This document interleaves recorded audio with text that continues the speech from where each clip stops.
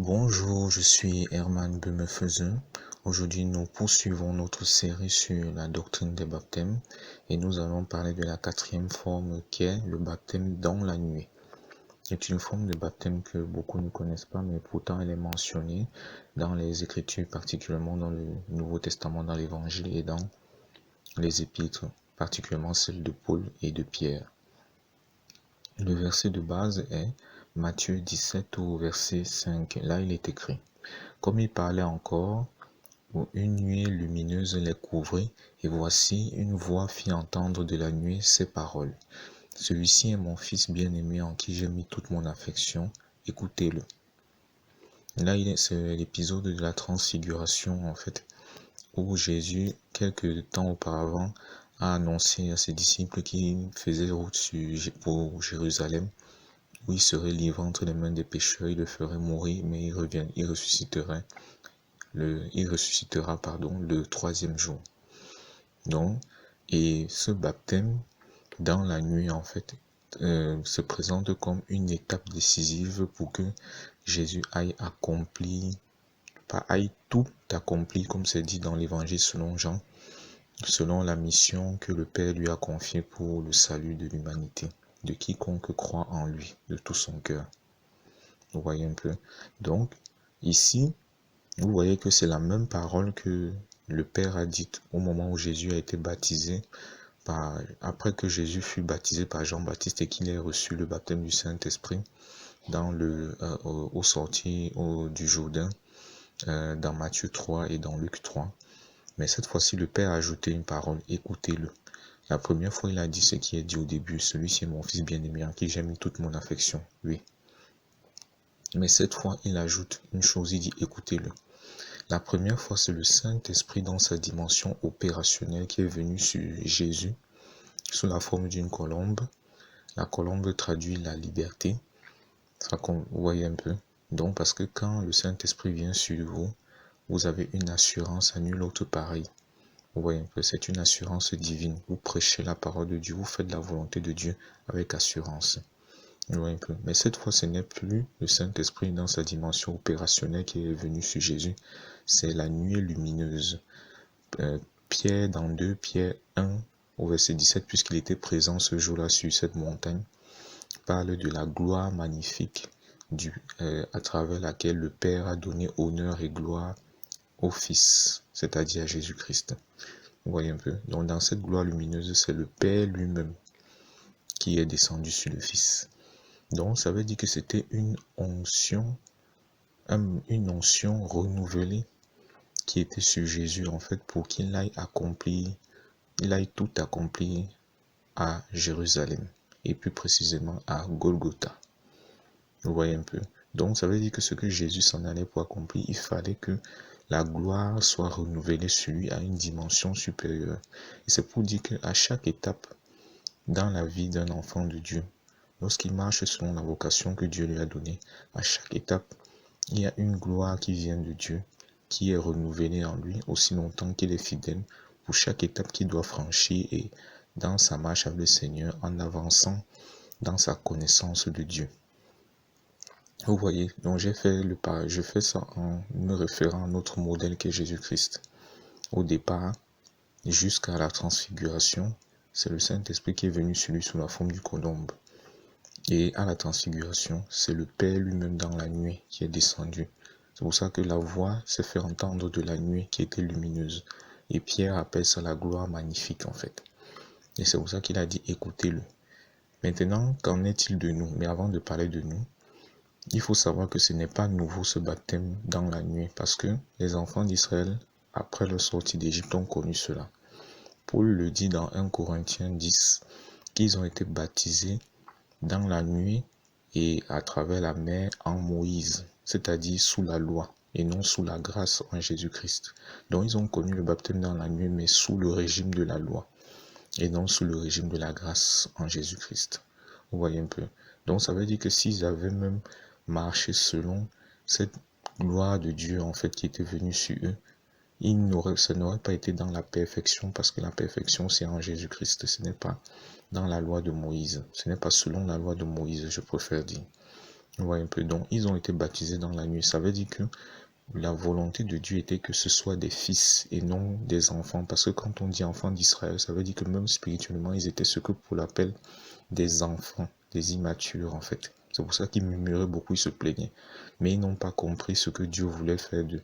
C'est que Dieu voulait que ce soit des fils, des gens matures, qui traversent le désert en quelques jours, apparemment 11 si on s'en tient à ce que Moïse dit dans ses dernières paroles, et entrent dans le pays promis étant matures en fait, pour saisir la promesse de Dieu, non selon la chair, mais selon la volonté de Dieu.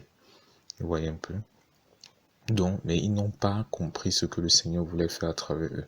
Mais au lieu de regarder au Seigneur, ils ont commencé à regarder à leurs besoins primaires, manger, boire. Et non seulement ça, ils ont murmuré contre Dieu, ils ont murmuré contre Moïse. C'est pour ça que ce baptême ne fut d'aucune utilité pour eux, bien qu'ils aient été baptisés dans la nuit. C'est pour dire qu'on peut être baptisé dans la nuit et même recevoir n'importe quel baptême. Mais si on ne veille pas sur notre cœur, comme Proverbe 4, verset 23 le dit, en nous focalisant sur Christ en tout temps, en tout lieu, le baptême n'aura pas la portée à laquelle il est destiné au travers de notre vie et dans notre vie. Donc c'est important. Garder son cœur est fondamental en laissant la parole de Dieu être souveraine dans notre cœur. Vous voyez un peu? Voilà. Donc, le baptême dans la nuit, pour nous qui croyons au Seigneur Jésus aujourd'hui, quand et comment le recevons-nous? En fait, le baptême dans la nuit, en fait, c'est le baptême que l'on reçoit. C'est vrai qu'on ne va pas le recevoir sous la même forme que le Seigneur Jésus a reçu, avec une nuée lumineuse qui va descendre. Non, non, non. Nous recevons, nous vivons. Voilà, je préfère dire ça. Le baptême dans la nuit, quand on a atteint la maturité en Christ. Lorsque nous sommes devenus, comme Paul le dit dans Éphésiens 4, des hommes faits. F-A-I-T-S. Des hommes qui atteignent en fait la stature de Christ dans la maturité. Vous voyez un peu ce que Jean appelle également les pères, c'est-à-dire non pas juste ceux qui ont grandi en Christ, c'est-à-dire les jeunes gens, mais bien plus ceux qui, au-delà d'avoir grandi en Christ, ont mûri en Christ. Vous voyez un peu. C'est pour ça qu'il lui adresse toujours la même parole. Jean, il dit, je vous écris, Père, car vous avez connu celui qui est dès le commencement. Vous voyez un peu. Il parle ici de Christ qui est la parole faite chair. Quand même, Jean dit dans l'évangile, au commencement était la parole. La parole était avec Dieu, la parole était Dieu. Donc quand il dit vous avez connu celui qui est lui qui est dès le commencement, c'est une façon de dire que ayant mûri, ayant la maturité en Christ, une maturité dans laquelle on doit demeurer jusqu'à notre mort. Quand on l'a connu, ça veut dire qu'on marche à son image. En fait, on le reflète dans sa maturité, en fait, dans sa statue telle qu'il a cheminé avec ses disciples ici-bas, tel qu'il a cheminé avec les apôtres ici-bas. Vous voyez un peu, on le reflète. Ça ne veut pas dire qu'il ne pourrait pas arriver qu'on pêche, mais c'est que de notre existence, de notre quotidien, se dégage plus Christ, en fait. Vous voyez un peu, c'est ça, en fait. Et pourquoi je dis que c'est au moment où on est dans la maturité en Christ qu'on reçoit le baptême de la nuit, parce que Jésus dit dans Jean 14, verset 23, si quelqu'un m'aime, il gardera ma parole. Donc c'est ça en fait ce qui veut dire aimer Jésus, garder sa parole, garder ses commandements. Vous voyez un peu, si quelqu'un m'aime, il gardera ma parole.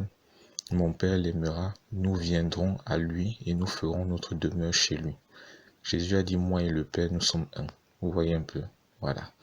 Moi et mon Père, nous sommes un. Donc ça veut dire que désormais, puisque Christ est assis sur le trône du Père, quand nous gardons sa parole, puisque nous ne pouvons pas garder sa parole sans le Saint-Esprit, ça veut dire que celui qui garde la parole du Seigneur, fondamentalement, il est déjà enfant de Dieu.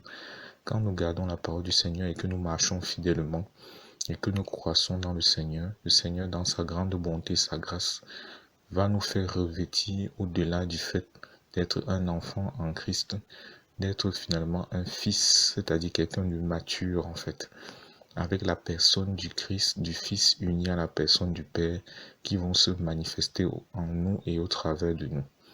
Vous voyez un peu. C'est à cet état-là, en fait, que David, par exemple, qui avait de l'avance, qui était un visionnaire parce qu'il était un homme selon le cœur de Dieu, c'est à cet état-là qu'il est arrivé, si bien que dans le psaume 22, quand il écrit et il parle, il dit, mon Dieu, pourquoi m'as-tu abandonné?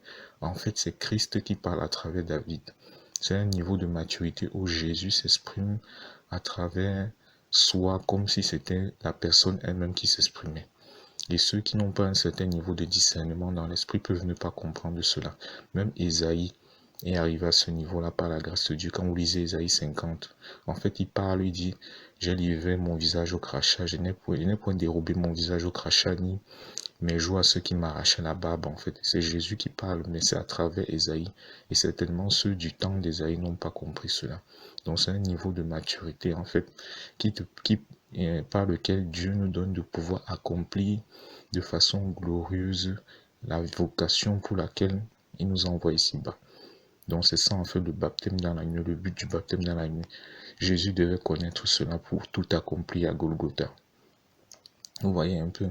Donc aujourd'hui, ce qui nous incombe à nous, c'est de marcher fidèlement dans la voie du Seigneur, d'obéir à ses commandements, les commandements de Christ, la loi de Christ, comme Paul le dit, qui repose fondamentalement à garder sa parole, à la mettre en pratique, en nous soumettant à lui au quotidien, en mourant à notre volonté, en laissant que l'Esprit arrime nos pensées à la pensée du Seigneur, afin que même s'il arriverait qu'on trébuche, qu'on se tourne rapidement vers le Seigneur et qu'il nous relève et qu'on avance avec lui. C'est Dieu qui juge le cœur et qui sait quand on est véritablement fidèle et qu'on garde la foi. Alors selon sa volonté et sa volonté seule, il nous donnera d'arriver à cette maturité. C'est ce que je voulais partager avec vous aujourd'hui. Fidèlement en Christ, je vous salue. À la prochaine pour la 5e et dernière forme de baptême.